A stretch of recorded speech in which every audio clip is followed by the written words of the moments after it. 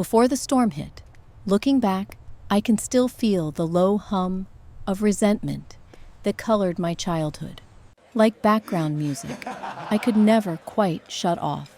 My name is Stacy, and I grew up in the sprawling suburbs of Naperville, Illinois, just outside Chicago. The neighborhood was all trimmed hedges and perfect lawns, where the biggest drama usually involved a lost soccer ball or the ice cream truck taking too long to show up. But inside my family's modest split-level home, a totally different story played out, one centered around an invisible hierarchy, with my older sister Noreen seated comfortably at the top. From day one, Noreen was the sun around which everyone else orbited. She was 2 years my senior, tall and quick-witted, with a knack for charming anyone from frazzled teachers to nosy neighbors. My parents, Philip and Carol, couldn't stop beaming about her. Her straight A's, her debate team victories, her prom queen potential. Family photo albums, page after page of Noreen, in every frilly dress and shining medal, her smile firmly in the spotlight. I appeared too, usually off to the side or hiding behind a layer of awkward bangs, never the feature presentation. It wasn't that I set out to be forgettable.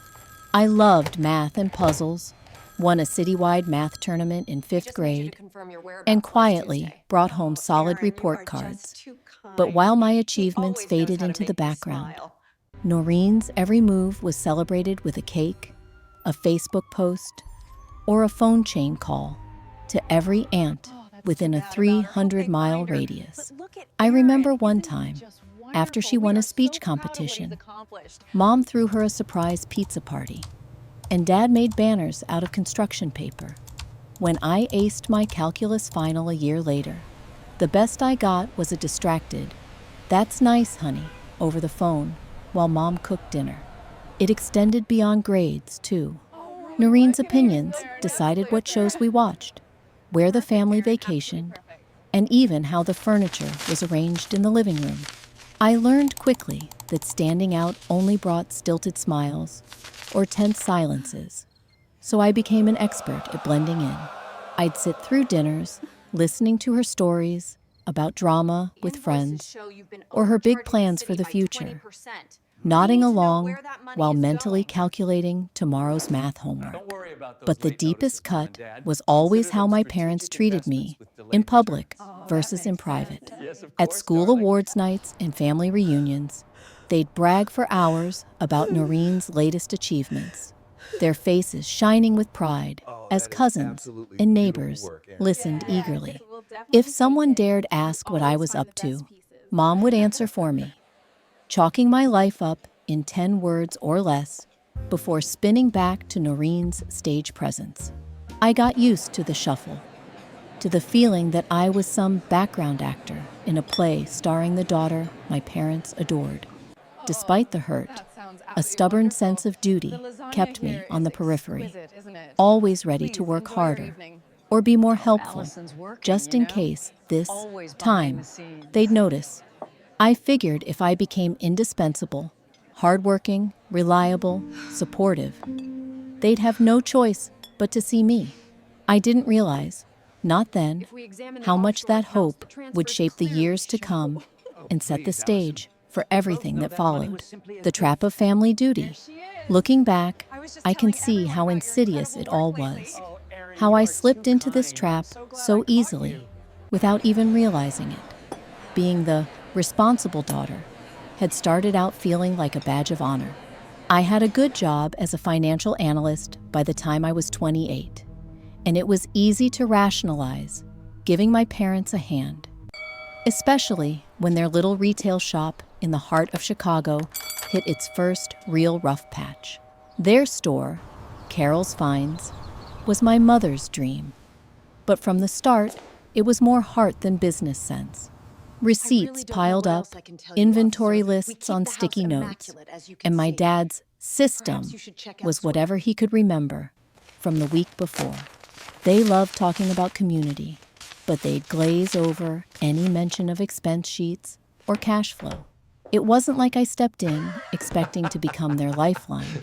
In the beginning, I just helped reconcile the books when I was home for holidays or Sunday dinners. Mom would ask me to look at the register real quick. Dad would sigh about another slow month after rent. I didn't think much of it, and honestly, it felt nice to be needed.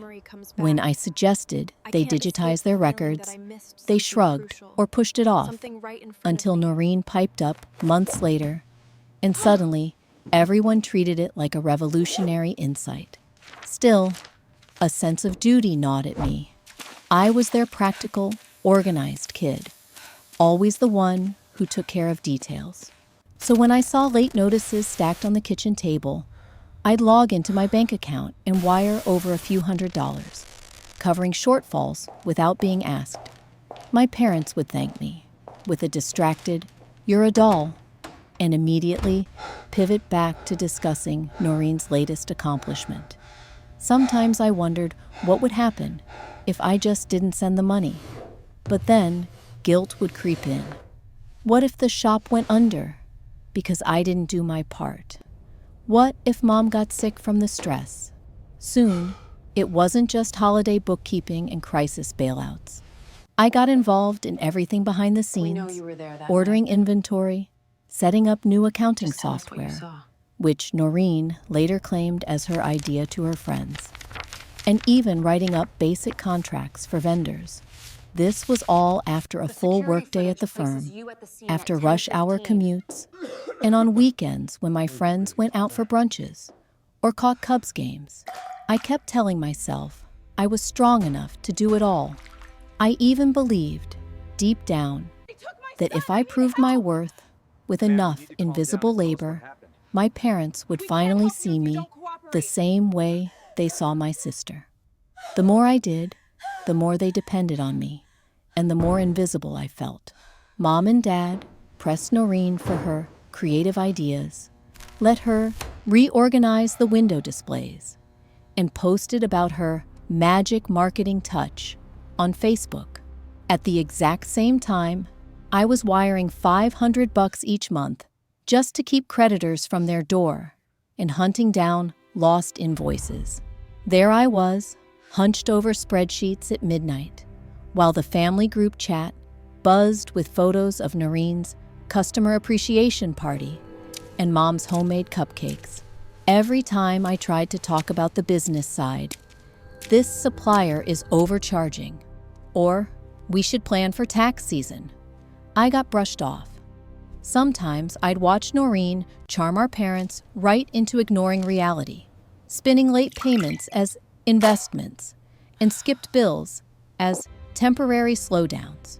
I cleaned up mess after mess, each time promising myself it was the last one. But the guilt never left. I felt selfish for even thinking about stopping. I told myself it was just what family did for each other.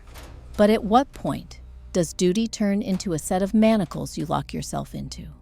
I didn't ask that for years. Aaron. I just gave, and they kept taking, without really seeing the person behind the help. That, I realize now, is the real trap. You're so busy holding the family together that no one, sometimes not even you, remembers who you really are outside of their expectations. The fateful night at the anniversary dinner. The memory of that night is stamped in my mind with perfect clarity, even though I often wish it wasn't. My parents' 36th wedding anniversary was supposed to be a celebration, a moment for the Mattingly family to shine in the eyes of our extended relatives. The venue was a popular Italian restaurant in the heart of downtown St. Louis. Exposed brick walls, golden light dangling from heavy chandeliers, and the happy chaos of weekend diners. That evening, everyone came dressed to impress.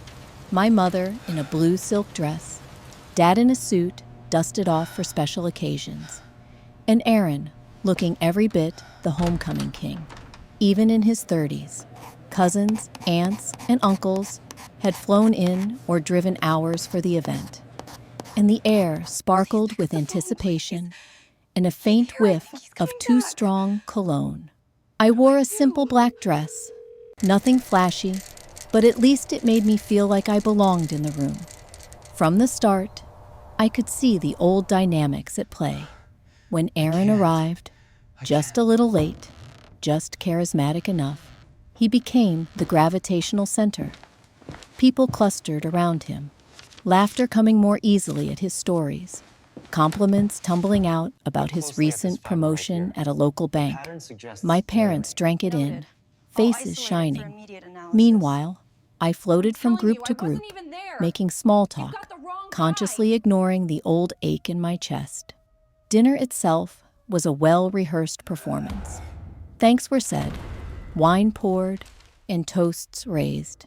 My mother beamed as she talked about Aaron's plans to expand his business network, winking at relatives who nodded along. But when someone politely asked about me, Mom simply answered, "Oh, Allison's working, always behind the scenes." No one asked for more detail. I wasn't surprised, but I still felt it, an old sting in a fresh wound. The meal was nearly over when I mustered the courage to speak. It wasn't that I expected a parade, but I knew the family shop had been hemorrhaging money, and no one wanted to confront it. I had spent weeks analyzing their failing finances, finding a dozen ways they could cut costs and streamline operations. If nothing else, I thought maybe I could help, or at least get the respect of being heard. I waited for a pause, cleared my throat, and said, "I've reviewed the shop's accounts. If you cut a few unprofitable suppliers and restructure the inventory." Before I could finish, Aaron cut me off with a theatrical sigh, as though the weight of my practicality was too much for the room. "Don't worry, sis," he drawled. "We need excitement in retail, not spreadsheets." Several cousins snickered. Donna leaned over, her voice just loud enough to carry. "Allison, let's just leave work talk for later. Tonight's about fun." My face burned hot. I pressed my lips together and picked at my napkin. But the moment that fractured everything, the one I relive in dreams, came with the final toast. Dad stood, glass of Chianti in hand, and waited until even the waitstaff paused. He raised his glass, smiling at the guests, then looked straight at me. To 36 years of love, family, and to Aaron, our pride and joy. If we'd only had him for a child. He trailed off just long enough, then shrugged as laughter rippled uncomfortably through half the room. Aaron grinned, clearly unbothered by the barb. My mother didn't correct Dad. Instead, she reached for her glass, the picture of practiced composure. For a full 5 seconds, no one said a word. It felt like the air itself froze inside the restaurant. Just the clatter of one dropped fork and the hum of some distant table, oblivious to the catastrophe unfolding at ours. I could feel every eye shifting to me, some pitying, some curious, a few hostile. In that instant, I saw myself from the outside, the overlooked daughter, the invisible helper, suddenly thrust under a spotlight that offered no warmth. I didn't cry. I didn't beg for acknowledgement. Instead, I watched Aaron's smug look, my mother's tight lips, and Dad's glassy pride. My pulse roared in my ears. Years of loyalty and late-night number crunching, hours spent wiring money and smoothing over crises. None of it changed a thing. It's right here. Something broke open inside me, quietly but completely. I pushed my chair back. The sound echoed like a shout. "Congratulations," I said, voice calm, but shaking ever so slightly. "Here's to your perfect family." I caught one last look at the table, my mother's eyes flickering with shock. Aaron barely suppressing a smirk. Dad, too proud to realize the damage his words had caused. The room faded as I walked away. I could feel the stares, the quick whispers. My heels clicked hard on the wood floor, the soundtrack to my final exit. Outside, the St. Louis night was chilly and bright with city lights. But for the first time in years, I felt a different kind of clarity. That night was the ending of something, but also, in ways I couldn't yet name, the shaky start of becoming visible to myself, if not to them. The decision to walk away. That night changed everything. But the aftermath was almost worse than the sting of my father's words. I wandered along Michigan Avenue for over an hour, my heels echoing on wet pavement, hardly feeling the cold slicing through my coat.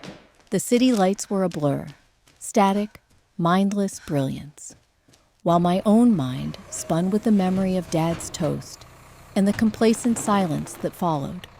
No one at that table had spoken up for me. Not my mother, not even Eric with his charming, effortless smile. Their approval, their praise, had always been unreachable before. But suddenly, I saw clearly that I didn't want it anymore. Back home in my apartment, I stared at the ceiling, replaying every moment. The weight of those last words, the laughter at my expense. Insomnia stretched the hours thin. By morning, I wasn't sure what I felt.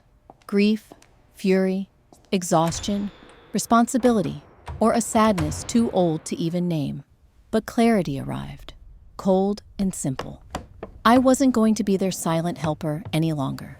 The person whose love and labor could be relied upon without even the decency of respect.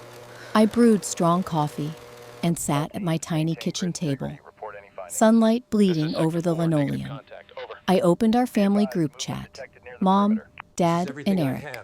My heart pounded as I typed, not with childish anger, but with the hard, clean certainty of someone who'd had enough. I'm stepping back from the store.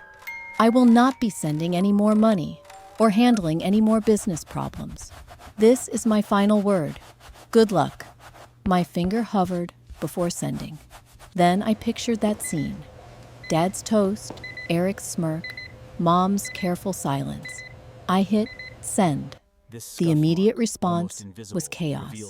Within moments, my phone rang. Dad, 4 times in a row. I put it on silent, but the voicemails kept stacking up.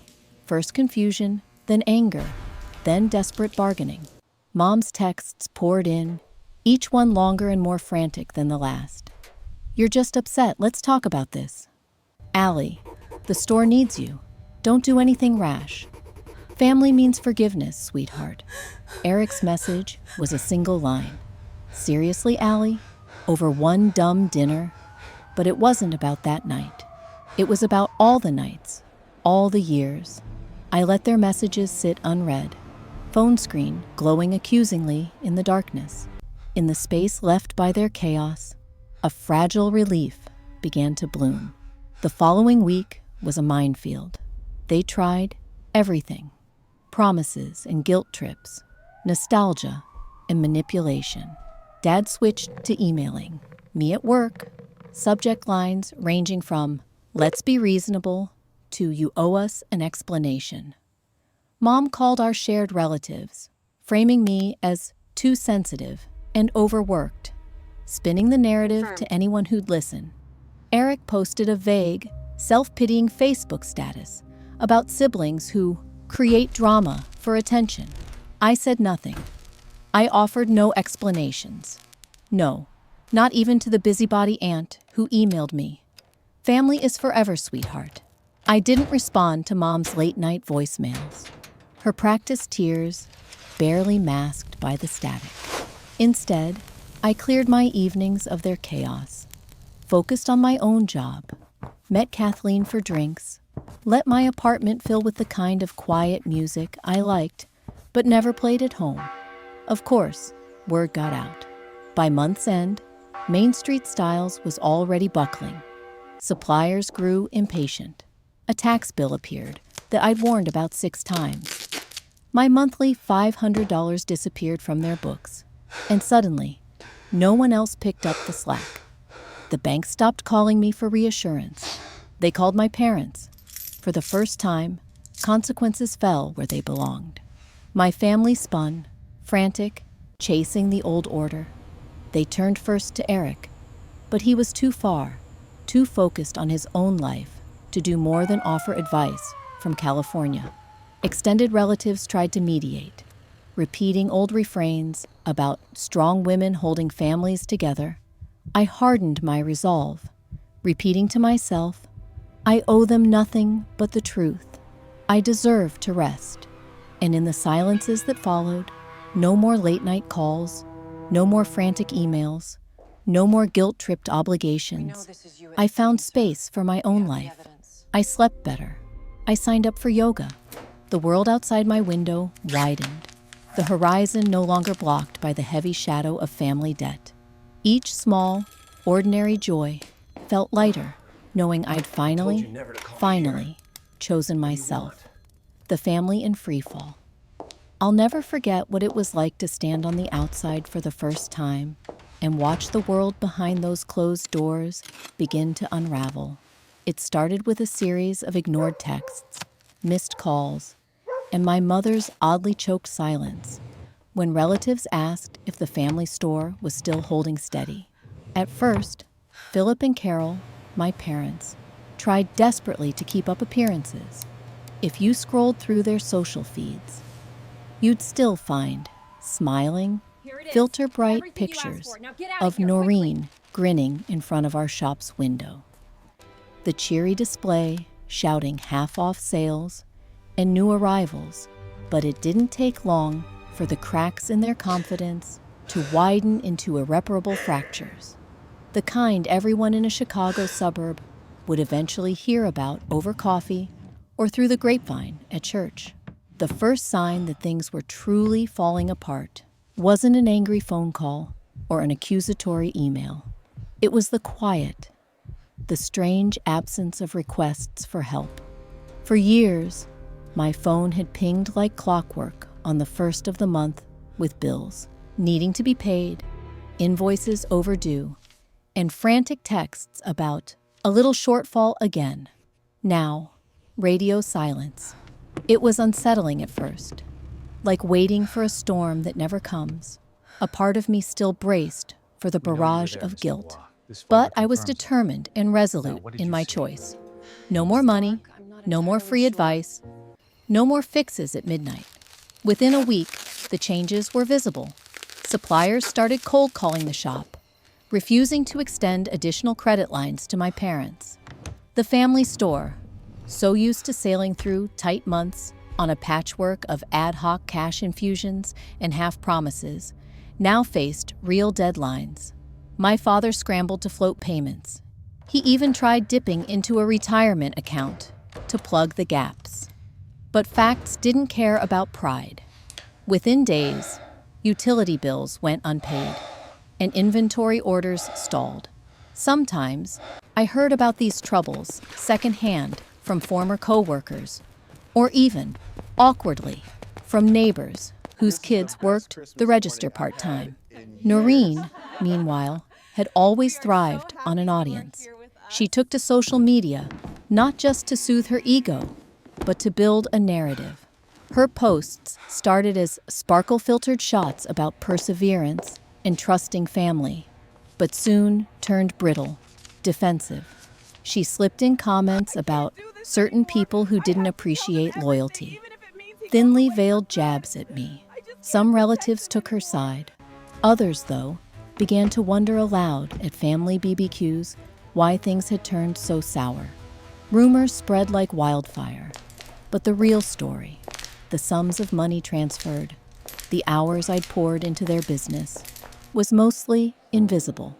Still, cracks appeared everywhere, even between Noreen and my parents, as the store's debt mounted faster than anyone could invent new excuses. The following month, the silent collapse accelerated.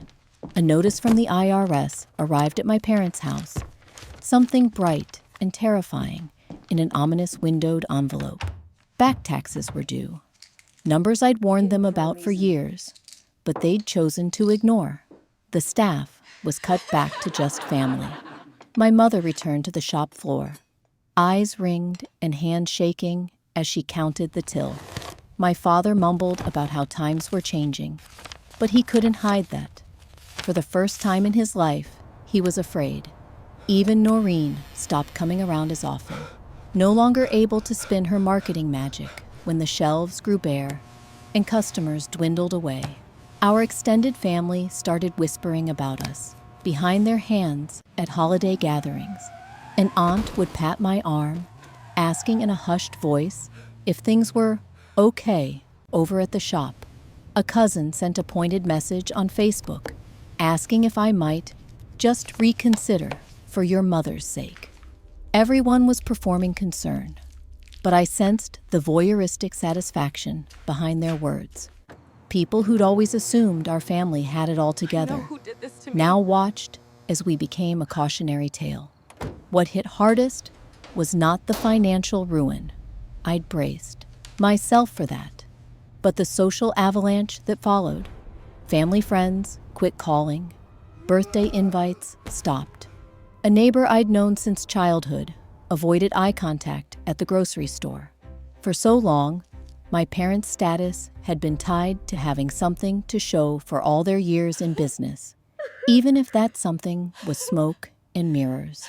Now, the only thing left was the uncomfortable truth of a bare window and an out-of-business sign hastily taped to the door.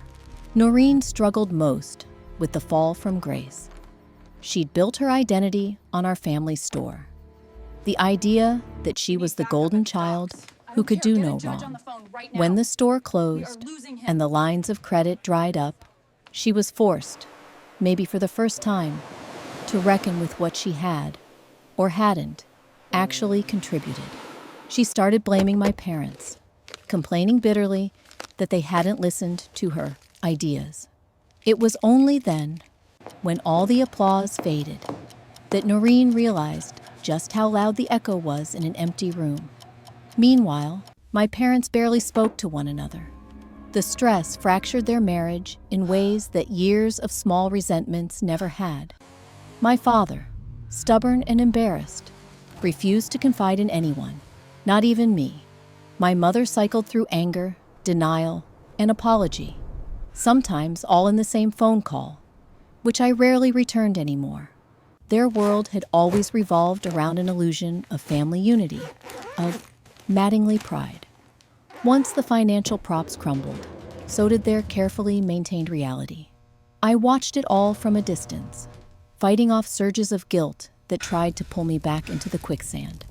But this time, I refused to be the one lifting everyone else up at my own expense. I spent evenings with friends, focused on my own job, learning what it meant to belong somewhere, not because I was needed, but because I was wanted. I started to embrace the peace of being alone, even as my family, for the first time, struggled in public view instead of behind closed doors. It was the slow-motion implosion of an image we'd all maintained for decades. The lesson crept in over those long months. Sometimes, in order to save yourself, you have to let the people who used your strength learn what it's like to stand on their own, even if it means watching them fall. Grandpa Harold, the quiet lifeline. After months of turmoil and self-imposed distance from my family, there was only one place that truly felt safe.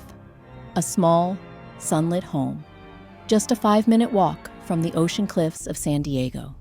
It was my maternal grandfather's place, a tidy single-story stucco with bougainvillea spilling over the fence and the faint, constant scent of salt in the air. Grandpa Harold had always been a steady force, quiet, logical, a retired civil engineer who spent his days reading technical journals and feeding the jays that congregated in his backyard. He wasn't one for big emotions or grand pronouncements, but he understood the function and necessity of solid foundations, both for buildings and, in his quiet way, for lives. When I showed up on his doorstep, suitcase in hand and sleep barely clinging to my eyes, I was half expecting a lecture, or at least a litany of questions. But Grandpa just opened the door wider, motioned me in, and wordlessly poured a mug of coffee. setting it on the old wooden table by the kitchen window. He had a knack for reading what people needed before they did. That first morning, he didn't ask about my parents, the store, or what had driven me to escape to the West Coast. He just waited, quietly patient, as I wandered through the silence of his house, letting myself feel safe enough to unravel. We fell into a rhythm. Some afternoons, we'd drive his battered Toyota pickup down to the pier, just to watch the pelicans dive. Other mornings, I'd help him with small repairs around the house. Though Grandpa wasn't exactly chatty, he communicated in small, significant ways, laying out an extra placemat at breakfast, passing me one of his navy blue sweaters when the wind was strong, occasionally offering up classic bits of engineering wisdom about stress points, about the strength and limitations of everyday materials, and, between the lines, about people. One evening, after a long walk along the sand, I finally let myself speak. I told him the whole story, how I'd been the family's invisible backbone for years, how I'd been quietly responsible while everyone celebrated Noreen's, or, as in his case, Sarah's, showier successes, how it had all culminated in that wounding night in St. Louis, and how I'd finally walked away. I expected disappointment. Instead, Grandpa simply listened, head slightly bowed, fingers steepled. When I finished, he nodded, as if confirming a calculation only he could see. It's hard to change the load-bearing structures of a family, he said, voice creaky but sure. People get comfortable leaning on you, and when you shift, the whole thing wobbles. Doesn't mean you're wrong to move, though. His words felt like a relief, the kind that loosens tired muscles you didn't even know were clenched. Grandpa never told me to go back or make amends. Instead, he spoke about self-worth, the same way he'd taught me to fix a squeaky door, with practical, quiet care. You can't engineer a building to stand forever if the load isn't distributed fairly. If one beam carries too much, eventually it cracks. That's not the beam's fault. The next morning, while I drank coffee on his porch, Grandpa brought out a battered file folder, his estate papers. Just so you know, he said, matter of fact as ever, I've updated things. You'll have what's rightfully yours one day, no matter what your mother or Sarah decides to do. I trust you to use it well. Don't let anyone else set your value. That's the one thing you can't let them take. Those days in San Diego became the turning point I didn't know I needed. With Grandpa, I saw a version of family that didn't depend on endless sacrifice or hidden scorekeeping. I watched him tend his garden, exchange modest, honest words with neighbors who respected him for his kindness, not for any big show of achievement. He never once posted about me or my troubles, never tried to fix things with platitudes. His love showed itself in presence, a reliable, unwavering acceptance.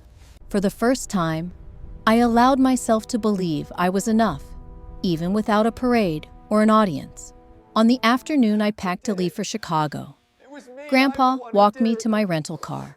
Over the years, he'd offered plenty of counsel about fixing cars, patching fences, even about the myths and science of earthquakes. But that day, he simply pulled me into a gentle hug, the briny breeze swirling. Don't live your life waiting for someone else to decide you matter, he said quietly. You already do. Come back anytime you need to remember that. Driving away along the Pacific Coast Highway, the sun dazzling off the water, I felt lighter than I had in years. Grandpa's words and his steady belief that I had value in my own right became the bedrock for rebuilding my sense of self. San Diego, and that little house trimmed in bougainvillea, remained my refuge, a reminder that family could mean safety, warmth, and respect, not just obligation and pain. In a world that had, for so long, measured me by what I could give and how quietly I could endure. Grandpa Harold's quiet love taught me to see myself in a new light, and gradually to insist that others do the same, closing the past, opening the future. Coming back to Chicago felt remarkably different this time. I carried no sense of dread in my stomach, no weight pressing between my shoulder blades. The city was the same, its gray stone buildings, leafy neighborhood blocks, and hurried commuters. But I wasn't. For the first time in years, I felt like my life belonged entirely to me. I poured myself into work, tackling every new project at the tech startup like it was an act of self-invention. My promotion to head of finance didn't come as a miracle. It was the result of months of steady focus, mentorship, and discovering that I had a knack not just for untangling numbers, but for rallying a team around a shared goal. My colleagues treated me as an equal, no invisible daughter here, valuing my practical advice as much as my quirky sense of humor. There were lunch breaks, out in the park, easy conversations about everything from baseball to dim sum, and the kind of subtle respect that accumulates naturally over time. Every small win in the office felt richer, deeper, because it existed outside my family's old gravitational pull.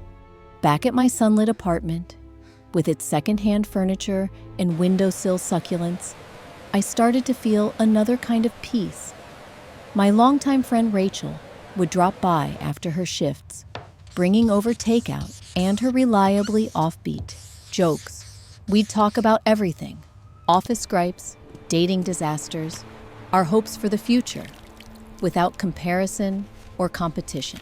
For me, the simple act of laughing without caution or obligation was proof that life could have honest joy at its core. I saw my family only from a distance. My parents had moved to a small rented apartment. The house I grew up in was sold, the echoing rooms filled with bittersweet memories. Neither of them seemed ready to confront. Mom attempted to round up support from distant cousins, but her story sounded thin, even to those willing to listen. Dad, for all his former bluster, turned quiet, preoccupied with small disappointments. A car that wouldn't start, a football game lost in the last minute. Noreen, no longer the town's golden child, drifted from job to job, blaming everyone and everything for her struggles, but never, as far as I could tell, herself. I hardly heard from them. Now and then, an apologetic text from Mom or the odd phone call around the holidays, but nothing with real substance.